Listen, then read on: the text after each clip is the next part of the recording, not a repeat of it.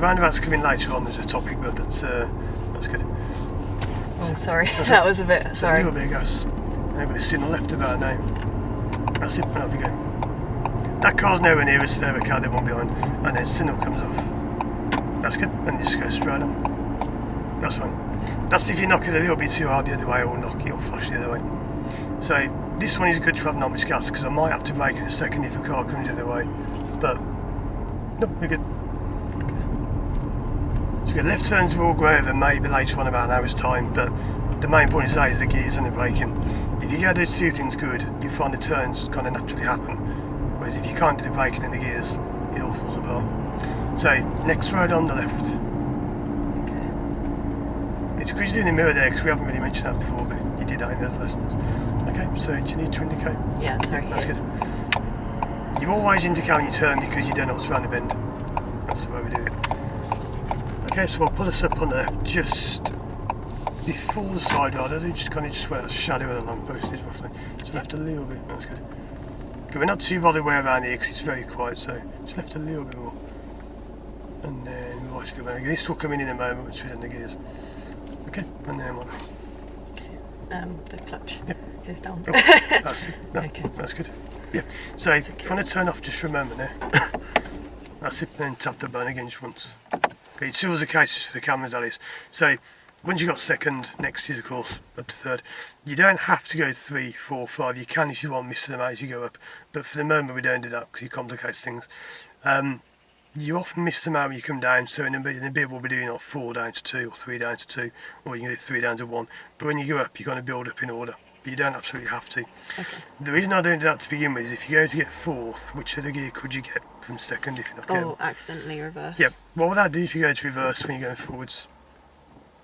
Oh, I don't. Are you going to stop quite suddenly? Yeah, that can potentially blow your engine apart because you're going backwards and forwards and it's horrible. So you can go too far, but I don't deliberately because if you do that, that could be a massive problem and that can cause a crash. So when you're used to it, 2, 4, because sometimes it'll be okay. The one we often do is 3rd, 5th. You can go 3rd up to 5th, but that'll come more later on when we do the fast stuff, fast roads. So 2nd to 3rd, it's sounding, so all the gears are about the sounding. So you do no gas, clutch down all the way. You go up, and then the best way to do this is you go up, let it go completely, and your hand's kind of open, and it falls into place in 3rd.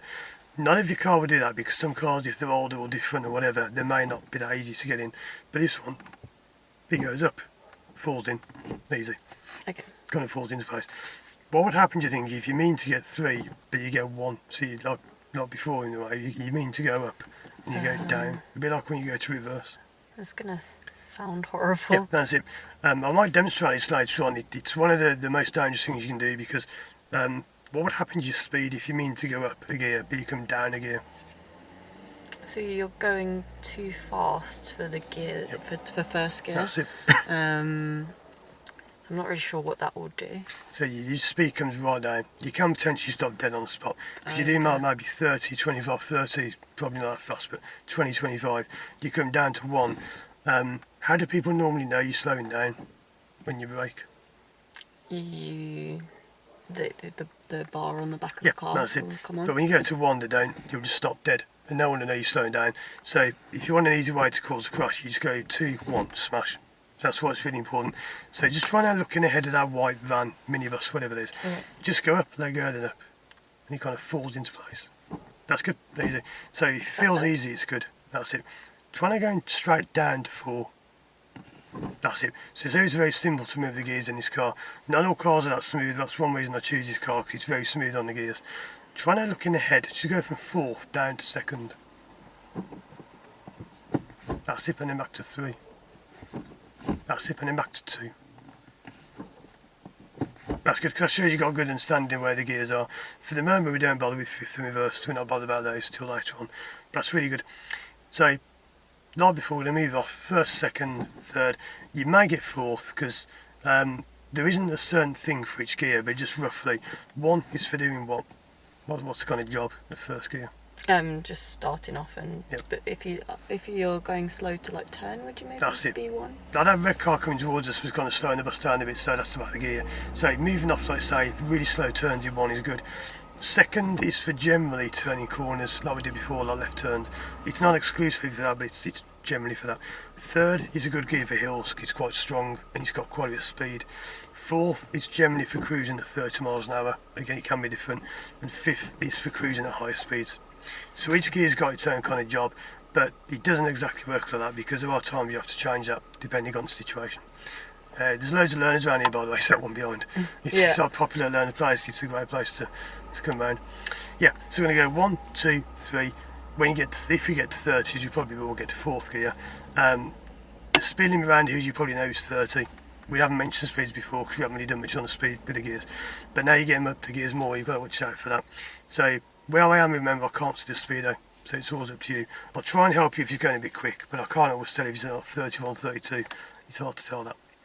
Okay, so what things would you like to be responsible for now? Because out of all the things we've done, all the things you've learned, what could you do on your own without me talking about? I think I could move off on my own. Yep, that's good. I think I could I could change gear on my own. I think the last time I changed gear I was a bit uncertain if I was doing it at the right time. But What was that? why? I felt like I was meant to do it earlier, but then That was good. That one on the I hill, wasn't you sure. mean? Yeah, That was good. That was well timed though, because you could have left it later, but you didn't. So the earlier you do it, the better eventually. Because at the moment, the later the better. Because you want to rev, make sure you've got enough power, then change up. But normally, why don't you want to be revving too loud? Well, that's normally a bad thing. Is it bad for your engine Yep. to do that? That's it. So how's that bad? Is making it like work too hard? That's it. It's all got labour, and it's got labouring away, and it's too loud. It's causing noise. Noise pollution is not really a big problem, but it can annoy people if you're going down the road and your engine's revving. And also it burns more fuel. So you've assessed on your test now, by the way, if it's your economy of driving. So don't worry about that. It's something we'll cover in loads of times. But if you're revving for no reason, it's no good. But by the time you go on a test, you won't be driving like you are now. Otherwise, going on a test. It's good now, it's just that you need to know much more than you do now to go on a test situation. Right, so yeah, so you can move off on your own. The gear change up to you, so pretty much everything we've done so far you can do on your own. Just one thing to check about moving off. Do you remember doing it here before? We did it once, I think, at the end last time. Yeah. How'd you do it differently? So you don't need to, if we're going downhill, you don't need to push the gas That's it. to start with. Yep. Because the rolling downhill makes like the power. Yeah, that's itself. good. If it's a really big hill, you could even start in second, just so you know, because sometimes by the time you've got moving, it's too fast for one. This isn't really steep enough for that. You could do it, but it's not really that steep. But just so you know, you don't always have to move off in first gear. Okay. Because you have to be quite open-minded about the gears. It isn't always 1, 2, 3, 4. It can be any order, or not any order, but there are certain orders you can do as well. Okay, so if you want to turn on, and we'll go for drive and give those a go. So pretty much everything is up to you that we've done so far. I'll still do the braking, and I'll let you know if any danger comes up, like Okay. buses flying up, whatever. Or more like learner drives around here. Yeah. Quite busy. Right, so let's go. That's good. What's missing now? Ooh. I haven't turned That's it on. That's what I've done wrong. Sorry. Do you remember last time? I think we said last lesson about how do you know it's turned on. I think we said that. I can't remember now. I think we did. And we said about the revs. He said the rev count was on 1. Oh yeah. Because sometimes it's easy to try and move off without the car being on. Okay, so That was stupid of me. Right. that's good. So It's not a problem unless you take the handbrake off and you're rolling down the hill. With the car's turned off, that's more difficult. Yeah. Okay, so Okay, now biting point on its own. but before that, what did you just mention before about the way you move off?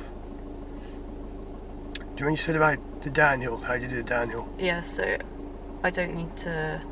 Do I Yeah. not need to put my clutch down? That brake goes right down all the way.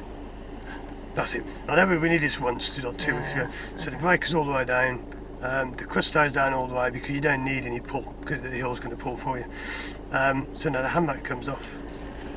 I know we said you could do the moving off your own, but this is a different kind of moving off. Okay. So, and then from there, it's And just. then lift off the brake.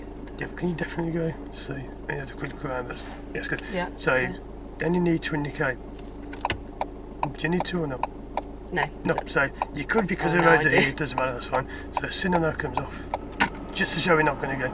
It doesn't matter here because you could say someone could come down there, so it's a good reason to indicate. As long as there's a valid reason, it's good. So it's not wrong if you do that. It's just sometimes you don't always have to, but if you want to, you can. Because there's so many cars and buses up here around it. Anyway, so let's do that.